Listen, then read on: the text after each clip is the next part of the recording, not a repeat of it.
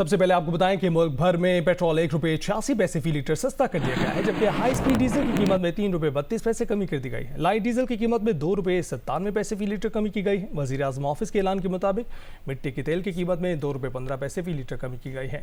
Petroleum मसनूआत की नई कीमतों का इतलाक आज रात 12 बजे से हो गया।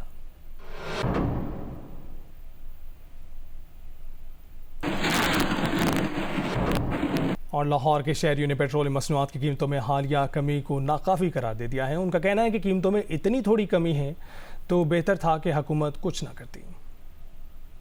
ये तो बस क्या बोलूँ मैं कि ऊँट के मुंह में ज़ीरे वाली मिसाल है। ये ज़ीरा भी नहीं है, ज़ीरे का जो ज़े है ना ये वो है। इससे कमी से हमें आवाम को तो कोई फ़ायदा नहीं आएगी।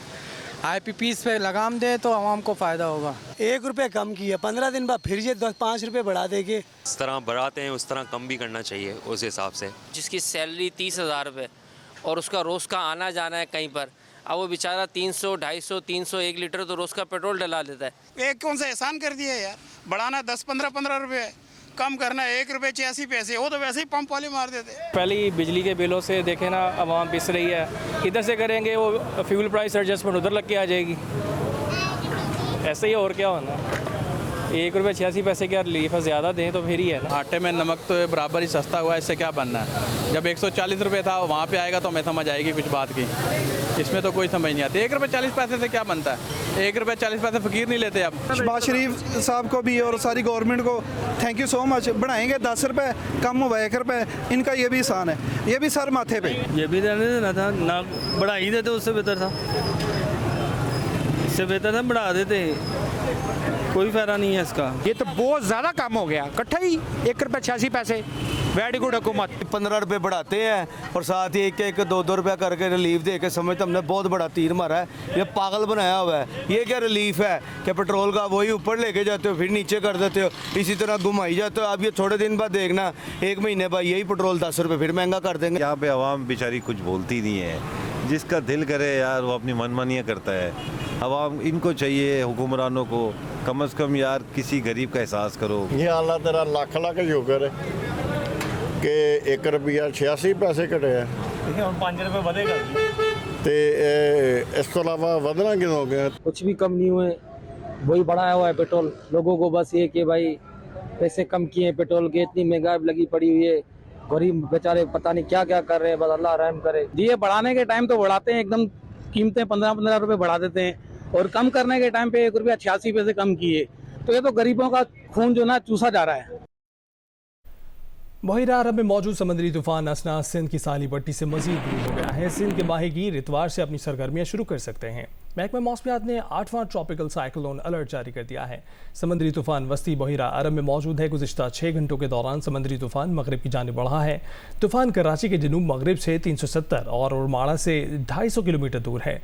तूफान गवादर के जनूब मशरिक से 260 किलोमीटर दूर है। इतवार तक तूफान असना मगरब की जानिब बढ़ता रहेगा और कमज़ोर हो जाएगा। बलूचिस्तान के माहीगीरों को इतवार को भी गहरे समंदर में ना जाने की हिदायत की गई है। कल रात तक बलूचिस्तान की मुख्तलिफ अजला में तेज़ हवाओं और गरज चमक के साथ हल्की और तेज़ बारिश का इम्कान है।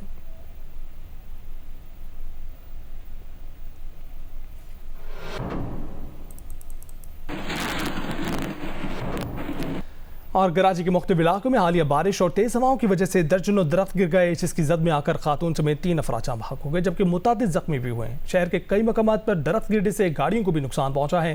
तेज़ हवाओं और बारिश की वजह से मुल्क भर में फ़्लाइट ऑपरेशन में मुतासर हुआ। मज़ीद तफसीलात ज़िशान शाह से।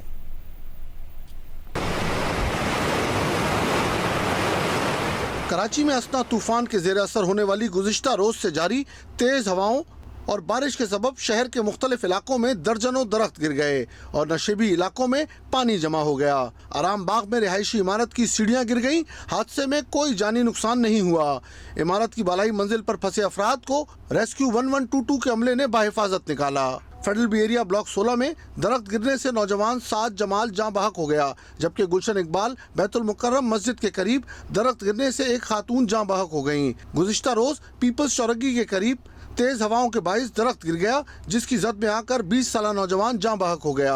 औरंगी टाउन कतर अस्पताल के करीब दरख्त गिरा, ताहम कोई जानी नुकसान नहीं हुआ। कोरंगी नंबर 5.5 के करीब दरख्त गिरने से एक शख्स जख्मी हुआ। गुलिस्तान जौहर ब्लॉक 10 और गुलशन इकबाल ब्लॉक 17 में भी तेज हवाओं के बाइस दरख्त गिर गए। जमशेद रोड और केडीए समेत नाजमाबाद में दरख्त गिरने से गाड़ियों को भी शदीद नुकसान पहुंचा। न्यू कराची 2 मिनट चौरंगी के करीब रिहायशी फ्लैट की छत का हिस्सा गिरने से 2 अफराद जख्मी हुए। असना तूफान के जेर असर कराची से मुल्क भर के लिए फ्लाइट ऑपरेशंस भी मुतासिर हुआ। कराची एयरपोर्ट आने और जाने वाली 2 तरफा 24 परवाजें मंसूख कर दी गयी। सदर नून लीग मियां नवाज शरीफ ने कहा है कि वफाकी और पंजाब हुकूमत अवाम को रिलीफ देने के लिए अखराजात में कमी करें। मॉडल टाउन लाहौर में पार्टी की मुशावरती इजलास में मियां नवाज शरीफ ने हिदायत की कि नून लीग की दोनों हुकूमतें अपने अखराजात का जायजा लें, जहां गुंजाइश निकलती हो निकालें और उसे आवाम को रिलीफ देने के लिए इस्तेमाल करें। आवाम को मुश्किलात से निकालने के लिए कोई कसर न छोड़ी जाए। इजलास में पंजाब के बल्दियाती कानून को बेहतर बनाने के लिए मजीद इस्लाहात की हिदायत भी की गई।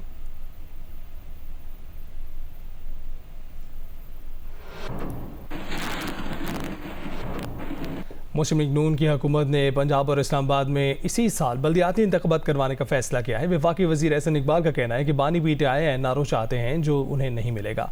ख्वाजा आसिफ ने PTI से मुज़ाकरात की मुखालफत कर दी। तफसीलात इस रिपोर्ट में जानते हैं। मुस्लिम लीग नून की आला क़यादत एक बार फिर सर जोड़ कर बैठ गई। नवाज शरीफ की ज़ेर सदारत मशावरती इजलास 3 घंटे से ज़ायद जारी रहा। इजलास में वज़ीर आज़म शहबाज शरीफ, वज़ीर आला मरीम नवाज समेत वफाकी और सूबाई वज़रा ने शिरकत की। इजलास के पहले राउंड में बिजली के भारी बिलों से निजात के लिए वफाकी और सूबाई हुकूमतों की जानिब से सिफारिशात पेश की गईं। पार्टी सदर नवाज शरीफ ने दोनों हुकूमतों को गैर ज़रूरी अखराजात ख़त्म करके आवाम को रिलीफ देने की हिदायत की। इजलास में पंजाब और इस्लामाबाद में इसी साल बल्दियाती इंतखाबात कराने पर भी मुशावरत की गई। इजलास के बाद मीडिया से गुफ्तगू में एहसन इकबाल का कहना था कि PTI को 9 मई के वाक़यात पर माफ़ी मांगना और 190 मिलियन पाउंड की रसीदें देना होंगी। हिम्मत करें, बहादुरी के साथ हालात का सामना करें। सुबह शाम चीखें निकलती हैं। असल में ये NRO चाहते हैं। कभी अमेरिका के पाँव पकड़ते हैं, वहाँ कांग्रेस में जाके सेनेटर्स को, कांग्रेसमैन को मिन्नतें करते हैं कि जनाब हमें माफ़ी दिलवा दो। वज़ीर दिफा ख्वाजा मोहम्मद आसिफ का कहना है कि मैं तो इस हक़ में नहीं कि PTI के साथ मुज़ाकरात हों। अचकज़ई के साथ मुज़ाकरात पर जो बात चल रही है, मैं उस टीम का भी मेंबर नहीं हूँ। लाहौर में सहाफ़ियों ने ख्वाजा आसिफ से पूछा कि क्या बानी PTI को मुस्तक़बिल है। इस पर उनका कहना था कि मैं कोई ज्योतिषी नहीं, जो मुझे मालूम होगा। बात हुई है, आज खबर भी लगी हुई है कि अचकज़ई के साथ मुज़ाकरात के सिलसिला जो है शुरू करने जा रही है। मैं इस टीम का मेंबर नहीं है। आप चाहते हैं कि मुज़ाकरात भी PTI के साथ होने चाहिए या नहीं होने चाहिए? तो PTI जी मैं तो नहीं चाहता। आप हक़ में नहीं है, मैं नहीं। अच्छा, आप समझते हैं कि इमरान खान का मुस्तकबिल कोई है? यार मैं कोई ज्योतिषी खैबर पख्तूनख्वा काबीना में रद्दोबदल और तकर्री के मामले पर गवर्नर टाल मटोल करने लगे हैं। वज़ीर आला की तरफ से 5 रोज़ कबल भेजी गई समरी पर अब तक गवर्नर ने ना ज़बानी मंजूरी दी है, ना ही दस्तखत करके। ज़राए के मुताबिक गवर्नर KP 2 सितंबर तक पंजाब के दौरे पर हैं। समरी पर दस्तखत न होने के सबब गवर्नर KP की सूबे में अदम मौजूदगी है। ज़राए के मुताबिक इससे कबल गवर्नर शहर से बाहर होने की सूरत में ज़बानी मंजूरी दे दिया करते थे, जबकि माजी में गवर्नर के शहर या मुल्क से बाहर होने की सूरत में समरी मंजूरी के लिए स्कैन करके भेजी जाती थी। सरकारी ज़राए के मुताबिक वज़ीर आला ने मुशीर और मुआवने खसूसी की तकर्री की समरी गवर्नर को 5 रोज़ कबल भेजी है। गवर्नर फैसल करीम कुंडी ने जियो न्यूज़ से गुफ्तगू में कहा है कि वज़ीर आला रोज़ाना टॉफ़ियों की तरह वज़ारतें बांटते हैं। वज़ीर आला को जल्दी है, लेकिन उन्हें कोई जल्दी नहीं है। सूबे में करप्शन हो रही है। उनका कहना था कि पेशावर वापस आकर समरी देख कर दस्तखत करेंगे।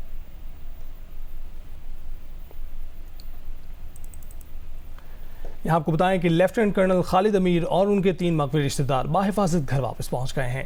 ISPR के मुताबिक लेफ्टिनेंट कर्नल खालिद अमीर और उनके 3 रिश्तेदारों की बाहिफाजत और गैर मशरूत बाजियाबी में कबायली माहिदीन और मकामी मोअज़्ज़िज़ीन ने अहम किरदार अदा किया है। रिहाई के बाद तमाम अफराद बाहिफाजत वापस अपने घर पहुँच गए।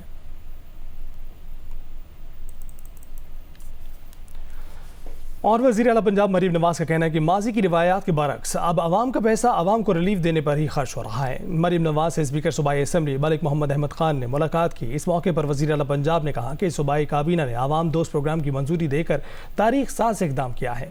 स्पीकर पंजाब असम्बली ने नवाज शरीफ और वज़ीर आला मरीम नवाज को बिजली के बिलों पर रिलीफ प्रोग्राम के इजरा पर मुबारकबाद दी। उन्होंने कहा कि बिजली के बिलों में फ़ी यूनिट 14 रुपये का रिलीफ आवाम के लिए ठंडी हवा का झोंका है। मुलाकात में सियासी सूरत हाल, सूबाई असम्बली के अमूर और तरक्याती मंसूबों पर भी तफसीली गुफ्तगू की गई। इस मौके पर सीनियर सूबाई वजीर मरियम औरंगजेब भी मौजूद थी।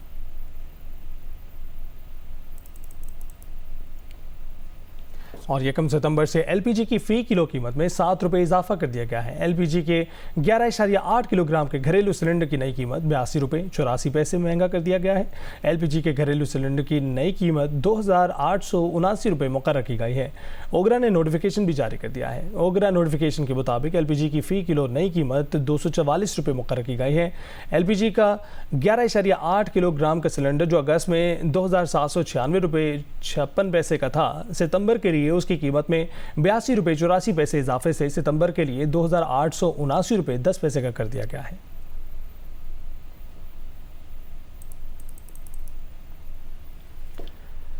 माहिर मुआशियात डॉक्टर कैसर बंगाली ने 3 हुकूमती कमेटियों से इस्तीफा दे दिया है। कहा कि तीनों कमेटियों ने 70 सरकारी इदारों और 17 सरकारी कॉरपोरेशंस का जायजा लेकर 17 डिवीजन और 50 सरकारी महकमे बंद करने की तजवीज़ दी थी, लेकिन हुकूमत तीनों कमेटियों की तजावीज़ के खिलाफ इक़दाम कर रही है।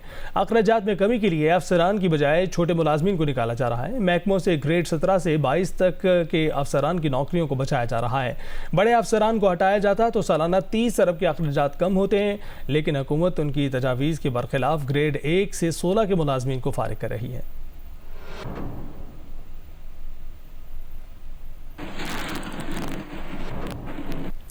और जामिया कराची की सिंडिकेट का इजलास vice chancellor doctor Khalid Iraqi की सदारत में हुआ। सिंडिकेट इजलास में अनफेयर मीन्स कमेटी की जानिब से रिपोर्ट पेश की गई। जामिया कराची के तर्जुमान के मुताबिक अनफेयर मीन्स कमेटी ने अपनी रिपोर्ट में एक तालिब इल्म की डिग्री और एनरोलमेंट मनसूख करने की सिफारिश की थी।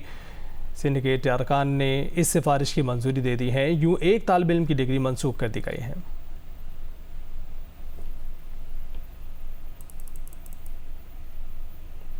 और जामिया कराची सिंडिकेट के रुकन और एसोसिएट प्रोफेसर डॉक्टर रियाज अहमद को पुलिस ने हिरासत में ले लिया है। असातिज़ा अहले खाना और तलबा के थाने पहुंचने पर उन्हें रिहा कर दिया गया।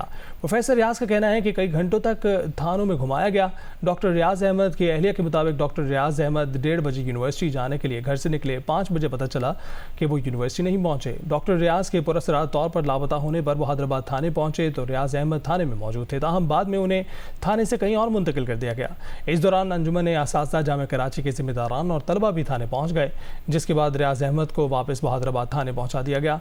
एसएसपी ईस्ट डॉक्टर फारूक रज़ा का कहना है कि प्रोफेसर रियाज को कुछ वेरिफिकेशन के लिए बुलाया गया था। डॉक्टर रियाज ने मीडिया से गुफ्तगू में बताया है कि उन्हें पहले 4 घंटे न्यू टाउन थाने में रखा गया, फिर हैदराबाद थाने लाए और फिर ब्रिगेड थाने ले गए थे। 3 गाड़ियों ने मुझे आगे से रोका, इधर पीछे से रोका और मुझे बिठाकर ये लोग लेकर गए सबसे पहले जमशेद टाउन थाने के अंदर। वहाँ मुझे इन्होंने 4 घंटे बिठाया, फिर उसके बाद वहाँ से लेकर आए यहाँ 6 बजे और सिर्फ इस बात का इंतजार हो रहा था कि वो जो सिंडिकेट हो रही थी 3 बजे वो ख़त्म हो जाए और तकरीबन 6 बजे मुझे यहाँ लेकर आए। ये इत्तेफाक से यहाँ 6 बजे लेकर आए। मेरा घर इसी महल्ले में। मेरी वाइफ मुझे ढूंढते निकली तो देखा मेरी गाड़ी बाहर खड़ी है। वो अंदर आ गई और उन्हें शोर मचाया, इन्होंने मुझसे मिलवाया और जैसे ही वो मैंने कहा भाई आप भी चले जाओ वरना आपको उठा लेंगे। वो बाहर निकली, उन्होंने जो है वो अपने तौर पर लोगों को बताया होगा। उसके बाद ये मुझे यहाँ से जल्दी में लेके भागे और फिर जो है वो ब्रिगेड थाने ले गए। वहाँ मुझे बिठाया 1 घंटे के करीब और फिर उसके बाद दोबारा यहाँ लेकर आए। जमात इस्लामी के साबिक सेनेटर मुश्ताक अहमद और उनकी अहलिया हुमैरा तैयबा को इस्लामाबाद पुलिस ने गजा के फ़लस्तीनियों के हक़ में एहतजाज करने पर हिरासत में ले लिया। हुमैरा तैयबा सेफ दी गजा मार्च की सरबराह भी हैं। उनके साथ दीगर 2 ख़वातीन को भी थाना सेक्रेटेरिएट पुलिस ने हिरासत में ले लिया। पुलिस के मुताबिक उन अफराद को दफ़ा 144 की खिलाफ वर्जी पर हिरासत में लिया गया है।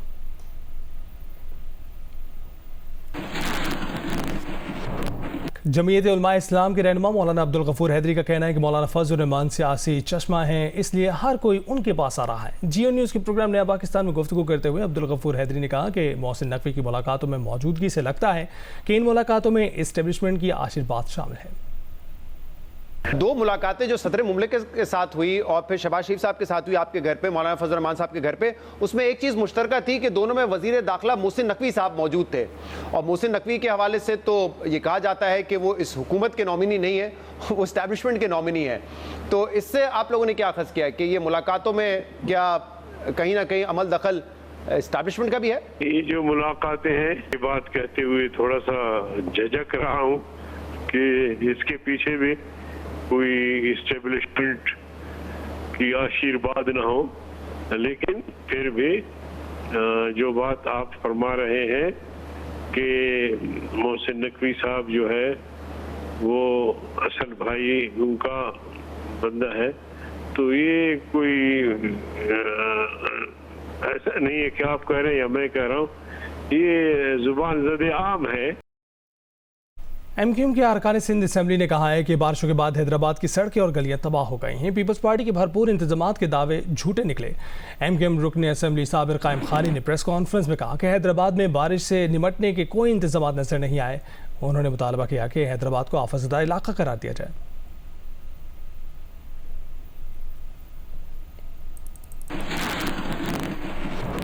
और कराची के इलाके कारसाज में बाप बेटी को गाड़ी से कुचलने की मुलजिमा के खिलाफ मंशियात के इस्तेमाल का मुकदमा भी दर्ज कर दिया गया है। नया मुकदमा मेडिकल रिपोर्ट की बुनियाद पर अदालत से इजाज़त मिलने पर दर्ज किया गया है। मेडिकल रिपोर्ट में खातून के जिस्म में मेथफेटामाइन आइस की मौजूदगी की तस्दीक हुई थी। तफ्तीशी ऑफिसर को विमेन जेल में अदालती रिमांड पर मौजूद मुलजिमा से तफ्तीश की इजाज़त मिल गई है। मुलजिमा बाप बेटी को हलाक करने के केस में अदालती रिमांड पर जेल में है।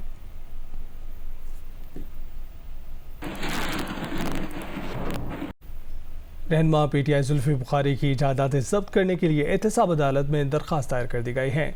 स्पेशल प्रोसिक्यूटर नैब रावलपिंडी ने जुल्फी बुखारी की जायदाद जब्ती की दरख्वास्त एहतसाब अदालत में दायर कर दी है। उन्होंने मौक़िफ़ अपनाया है कि जुल्फी बुखारी अदालत से इश्तिहारी करार दिए गए हैं।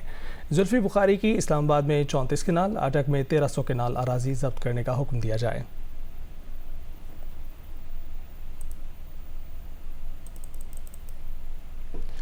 और गवर्नर सिंध कामरान टिसोरी से ऑक्सफोर्ड यूनिवर्सिटी की यूनियन के सदर इसरार खान काकड़ की मुलाकात। गवर्नर सिंध की इसरार खान काकड़ को सदर मुंतखब होने पर मुबारकबाद, नेक ख्वाहिशात का इजहार। कहा कि बलूचिस्तान के काबिल फ़ख्र सपूत इसरार खान काकड़ कौम का रोशन मुस्तकबिल हैं। ऑक्सफोर्ड की यूनियन के सदर इसरार खान काकड़ ने बलूचिस्तान के लिए नई तारीख रकम की है।